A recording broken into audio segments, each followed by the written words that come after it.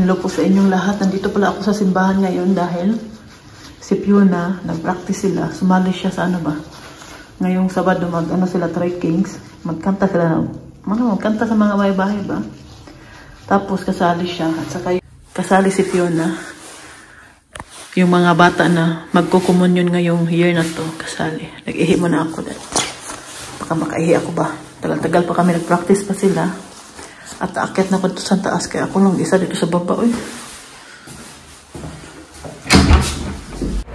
Tapos na kami, pauwi na. At yun nga, tapos na sila mag-practice ni Fiona. Bale, Sabado sila magkanta sa mga bahay na pupuntahan nila. Tapos sa Sunday, kailangan din namin mag-attend ng misa dahil magkanta din sila ulit. Kasama yung ibang bata. Meron ding mga maliliit na bata. Yun naman ay mga nasa kindergarten pa. Ngayon, pauwi na kami ni Fiona. Sana hindi kami mabutan ng snow dahil mag-snow daw ngayon alas 7. Mag-alas 6 na. Grabe si Fiona. Kanina pa yung umaga. Alas 7:30. Hinatidayan sila ng papa niya sa eskwelahan. Ngayon, mag-alas 7 na. Nasa labas. Hindi pa nakauwi ng bahay. Pagkatapos ng klase niya, diretso na kami dyan sa simbahan dahil nga alas 4:30 mag-start yung practice nila. Tapos alas 4 siya natapong sa eskwelahan. Hindi na kami umuwi uuwi pa kami, malate kami. Hindi naman ako nagdadrive ng sasakyan. Kaya, hinintay na lang namin yung oras. Pumasok na lang kami doon sa simbahan. At yun, nandun na naman din yung mag-asikaso sa kanila. Ayan. Bibili sana ako ng gamot ni Oma ba na aspirin. Nakalimutan ko, Merkulis pala ngayon. Hanggang lang sila. Hanggang alauna lang ng hapon yung pharmacy magbukas tuwing Merkulis dito sa Germany. Kaya pauwi na kami ni Fiona. Sakay na kami ng bus. Di na kami magtagal dito. Kaya sobrang lamig po talaga.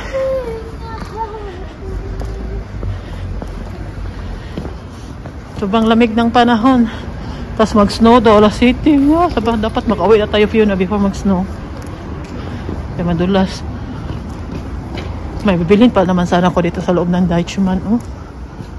Bukas na lang.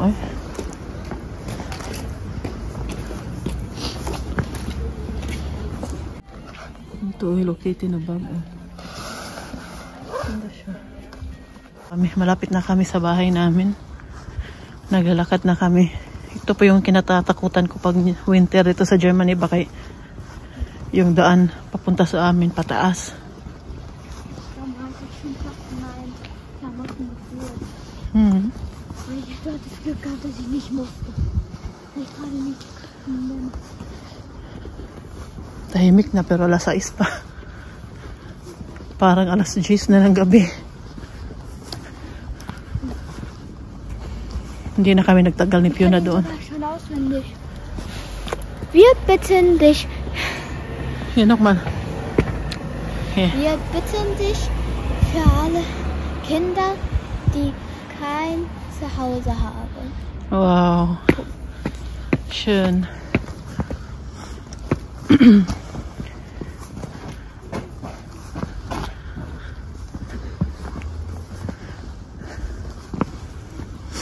Ilan bang degrees ngayon? 1 ata?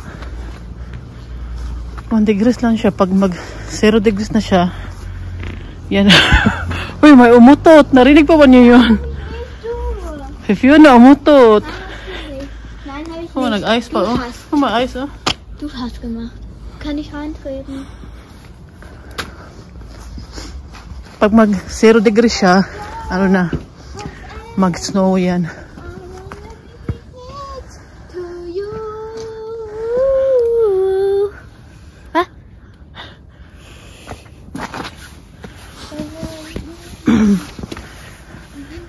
Nagbitbit pa niya yung kanyang violin.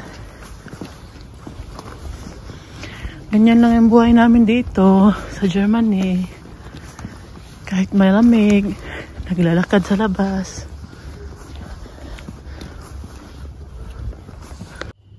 Diretso agad dito sa baba. Kaya magtingin tayo kung ano yung maluto ko ngayon. Mag-chapsuy siguro ako.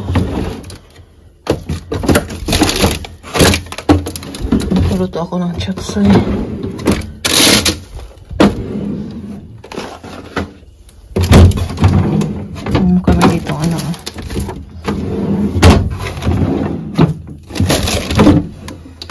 Tingnan ko lang kung anong pagkain pa meron kami dito. Magpansit canton siguro ako ngayon. Ulam ko.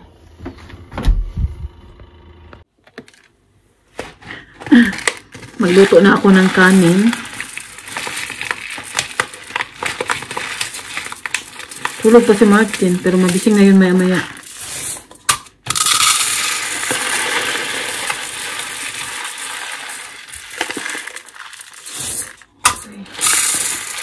Damihan ko kay ang lutuin ko kay Martin mamaya chop suey, tas partneran niya ng kanin mo. 1 kilo man to siya. 1 kilo, pero hindi ko inuubos yung 1 kilo.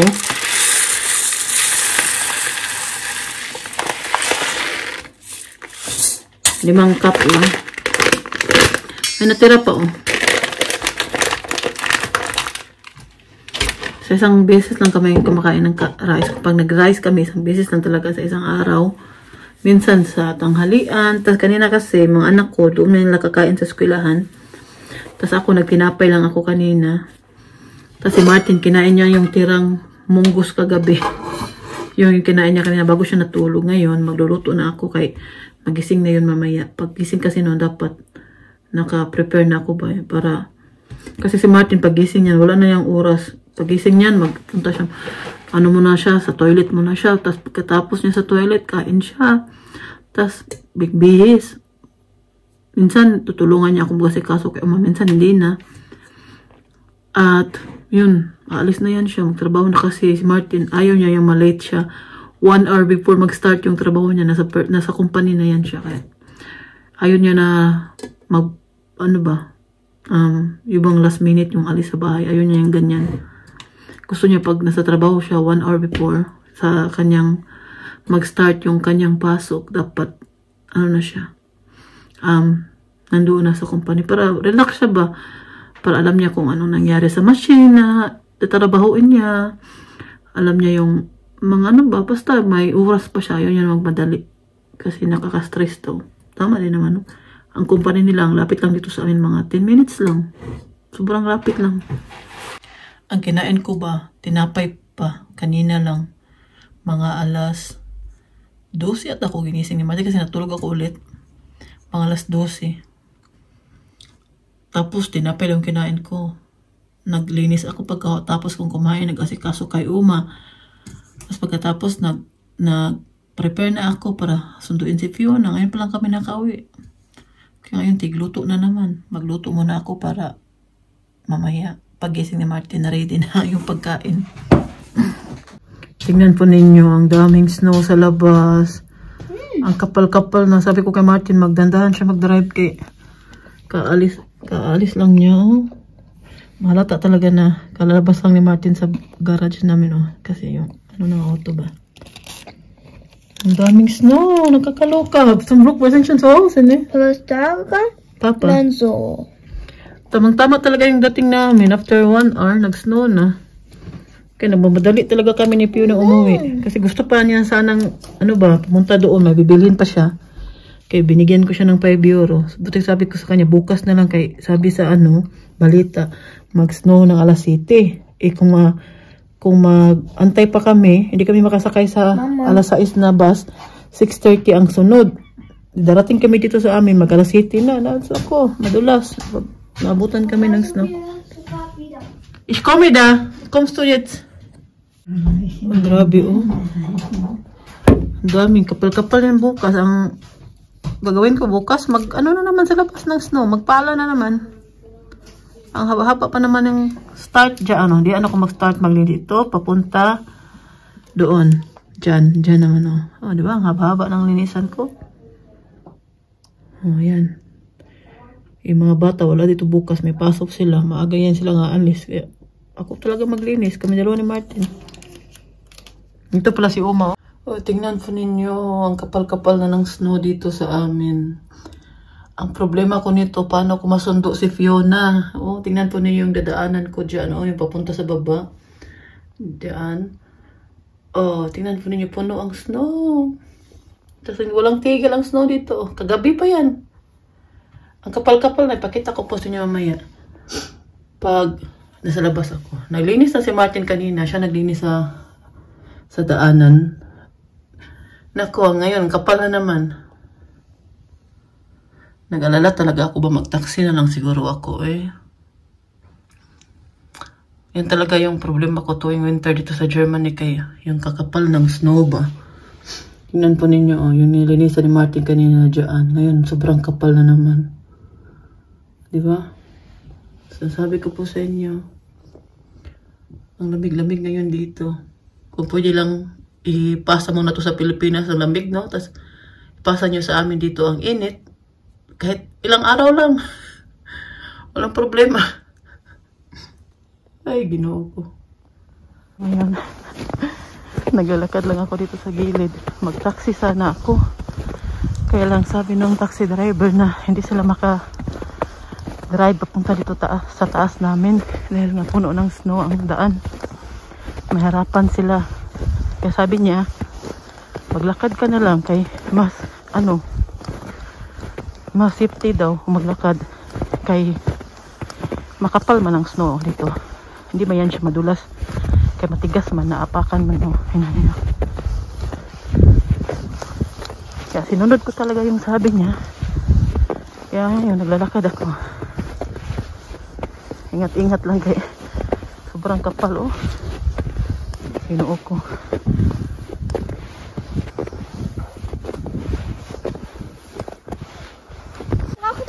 Ja, dein Popo ist nass jetzt. Egal.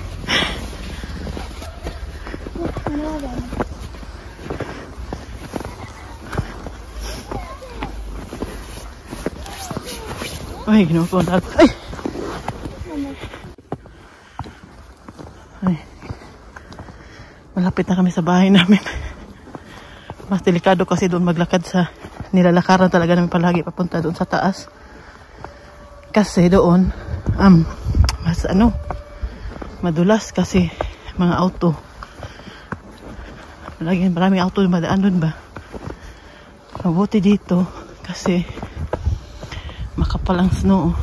Hindi siya madulas. Kaysa doon sa snow na nababasa na. Ay, ang daming emergency ngayon eh. Sana walang pasok bukas ng mga bata. Ginoo ko. Umupo na naman si Fiona. Bei uns, Fiona, spiel ein bisschen, okay? Was?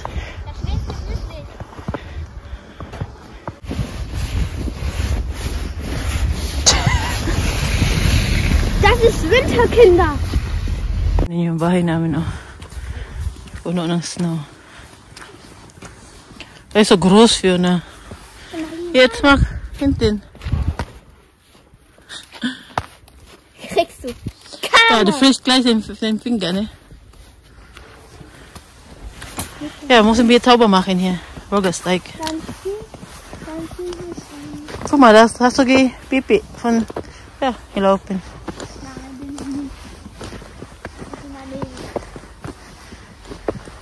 Ja. Ito na kami, guys. Maglinis na kami dito sa bahay namin. Uy, Mino, du bist draußen. Du bist verrückt. Du viel Schnee, Mino. Mino.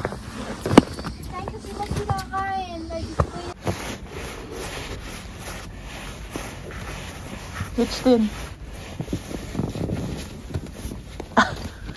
Kaputt sie jetzt. Dann gehst du besser rein oder holst du deine Mütze? Ich muss noch hier sauber machen. So, besser so. So, mach mal.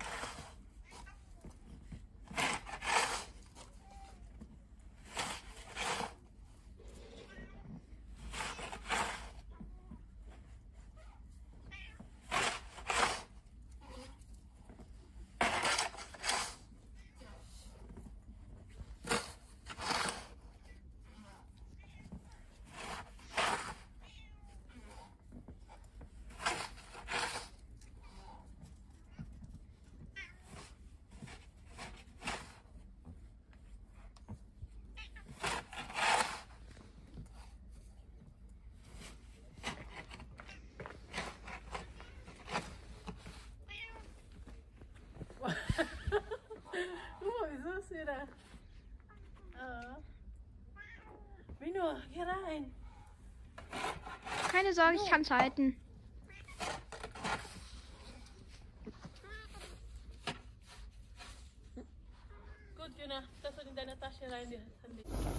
Nilutuan kami ni Martin ng sabaw, oh. Tamang-tama talaga to sa malamig ng panahon. Nag-message siya sa akin kanina nung nakaalis na ako. Papunta, magsundo kay Fiona. Sabi niya, nilutuan ko kayo ng sabaw. May manok po to siya. Yung maliliit na hiwa man ng manok. Bait-bait naman ni Martin. Bago siya natulog, nilutuan niya talaga kami. Matagal siya nakatulog ngayon dahil wala na kasi siyang pasok mamaya. Kaya, siya. Tagal nakatulog. Okay lang kaya wala naman siyang pasok mamaya. Makatulog yan siya ng mabahabang oras. Ay, salamat sa Diyos na nakauwi na kami ni Fiona. Nag-alala talaga ako ba. Muntik na ako madulas din. Pati nakahawak ako. Talaga ako, dandahan yung lakad ko. Kaya alam naman po dito sa amin, matataas yung daan ba. Pataas yung mga karsada, yung dinadaanan namin. Okay lang sana kung hindi maraming snow. Tapos meron kasi mga daan na hindi nila nililinisan yung snow sa nila. Madulas. Meron namang iba na marami din naglilinis. Meron pala ako ditong photo. Ngayon, gagawin ko siya kasi parang parang isang araw pa ako na nanggigigil dito sa photo na to. Pero gusto ko siyang kainin. Kaya, try natin siya ngayon. Siya? Ready na to siya. Mo lang, i-mix mo lang. Gayahin lang natin dito ang add 1 cup of water to 1 cup. Nag-add lang tayo ng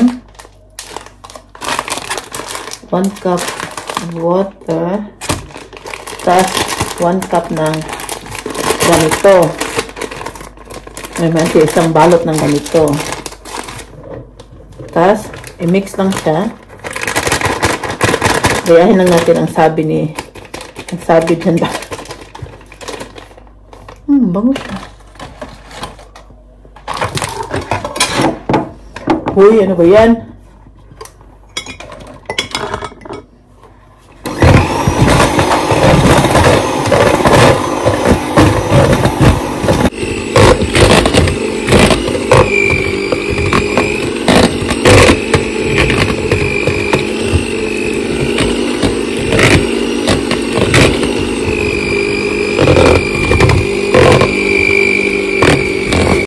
Ayan na, nilagay ko na siya dyan. 6 lang yung nagawa natin dahil dalawang, dalawang balot ito.